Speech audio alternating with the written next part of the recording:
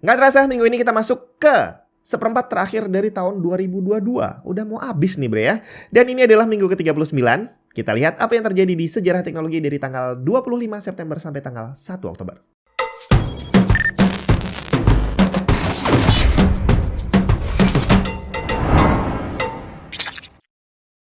Gak semua TWS cocok dipakai ngegame karena delaynya bakal terasa. Kecuali yang satu ini, Asus ROG Zetra True Wireless yang udah pasti dibuat untuk gamer. Punya low latency wireless connection, udah jelas punya ANC juga, daya tahan baterai up to 27 jam dengan wireless charging case. Fitur quick charge-nya mantep banget. 10 menit ngecas bisa dapat 90 menit pemakaian. IPX4 splash proof water resistance dan juga support equalizer dan virtual 7.1 lewat Armoury Crate. Bentuknya jelas cakep. TWS dan charging case-nya bisa bikin salvo. Kalau kita denger PC gitu ya, personal computer, biasanya yang langsung terlintas di benak kita adalah komputer yang punya layar, terus punya keyboard, terus ada mouse-nya gitu ya. Secara selama beberapa puluh tahun terakhir memang itulah PC yang ada di pasaran. Jadi kita taunya PC yang bentuknya seperti itu.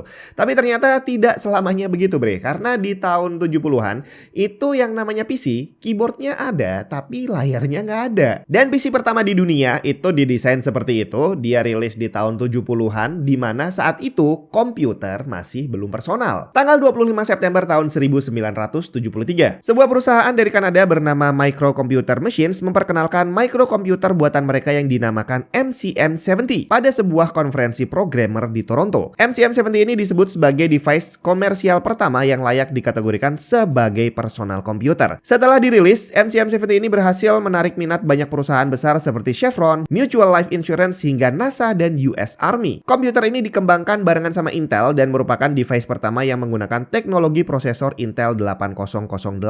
Sayangnya, walaupun dia diminati oleh banyak perusahaan, MCM70 ini tidak berhasil secara publik. Jadi penjualannya ke masyarakat umum itu nggak terlalu bagus. Sampai akhirnya keuntungan yang mereka dapat tidak cukup besar untuk bisa membuat mereka terus berkembang. Dan di saat Apple II, kemudian juga beberapa PC next generation rilis, akhirnya MCM70 mulai ditinggalkan dan hanya tinggal sejarah, di mana mereka juga jarang disebut dalam sejarah. Udah nonton Top Gun Maverick? Kalau belum nonton, segera tonton karena ini adalah salah satu film, ya boleh dibilang salah satu film terbaik di tahun 2022. Secara walaupun plotnya gampang ditebak, tapi dia bisa membuktikan bahwa tanpa memasukkan woke culture di dalamnya, mereka bisa membuat film yang sangat bisa dinikmati. Sedikit spoiler ya, jadi di opening film ini, si Maverick diminta untuk menerbangkan pesawat prototype untuk bisa terbang lebih dari Mach 10 kecepatannya. Mach ini adalah kecepatan suara, jadi Mach 10 itu berarti pesawatnya bisa terbang 10 kali lebih kencang dari kecepatan suara, atau sekitar 12.000 km per jam. Di ujung testingnya, pesawatnya gagal bertahan dan si Maverick ini berhasil melontarkan dirinya keluar dan berhasil selamat. Selamat dari pesawat yang terbang 13.000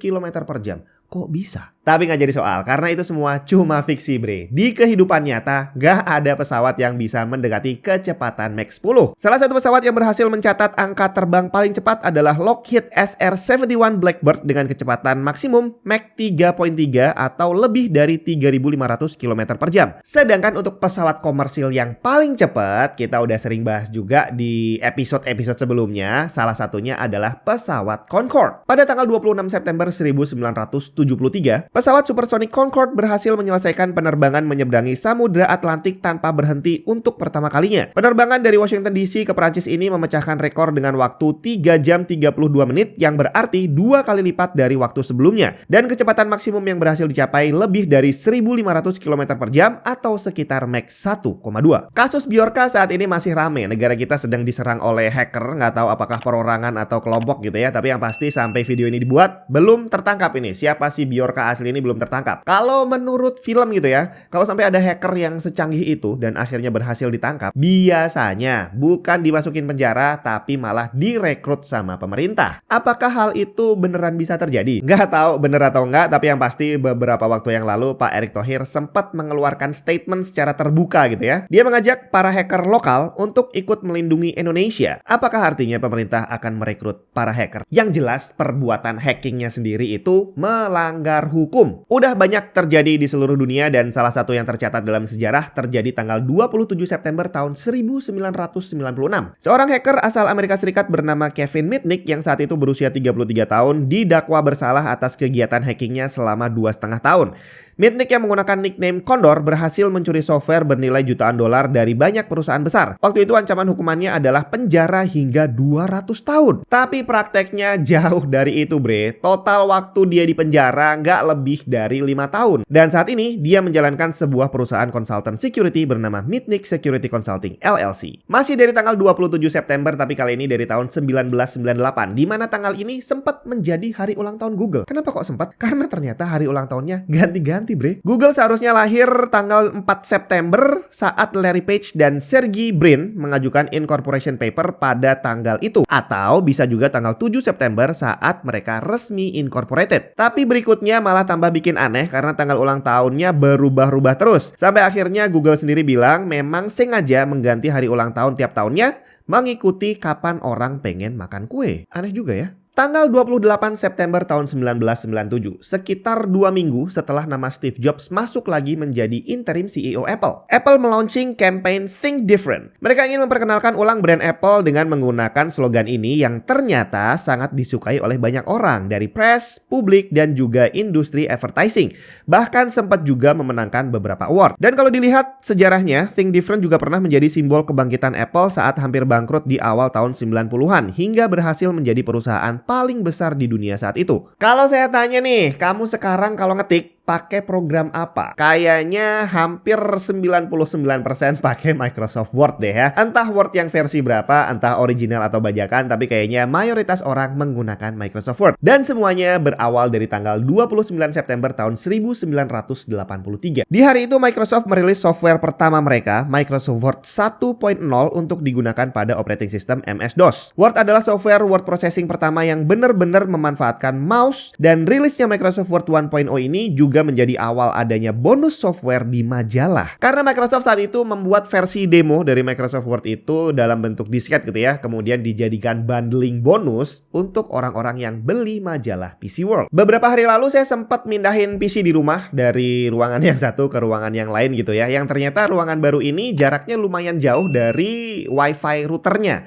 Dan setelah PC-nya jadi, sinyal WiFi-nya jadi nggak stabil padahal barnya penuh. Sampai akhirnya saya memutuskan ya sudahlah, kembali pakai LAN aja. Tarik panjang-panjang, colokin, dan langsung stabil sinyalnya. Dan itulah yang terjadi dengan kondisi jaringan zaman sekarang. Walaupun teknologi Wi-Fi sudah semakin canggih, tapi ternyata kestabilan sinyal yang bisa dihantarkan oleh kabel Ethernet masih belum bisa tergantikan. Tanggal 30 September tahun 1980, Digital, Intel, dan Xerox merilis versi 1.0 dari Ethernet Specification yang juga dikenal dengan nama Blue Book. Sejak hari itu, banyak orang hebat mengembangkan teknologi ini agar semakin canggih, sampai akhirnya muncul teknologi Wi-Fi yang diharapkan bisa menggantikan Ethernet. Tapi sepertinya sampai hari ini dan mungkin sampai beberapa waktu ke depan, Ethernet masih belum bisa digantikan sepenuhnya oleh Wi-Fi. Teknologi HP berkembang dengan sangat cepat, sampai akhirnya orang itu hampir nggak bisa lepas dari HP, bahkan saat mereka lagi nyetir. Dan inilah yang jadi concern banyak orang gitu ya.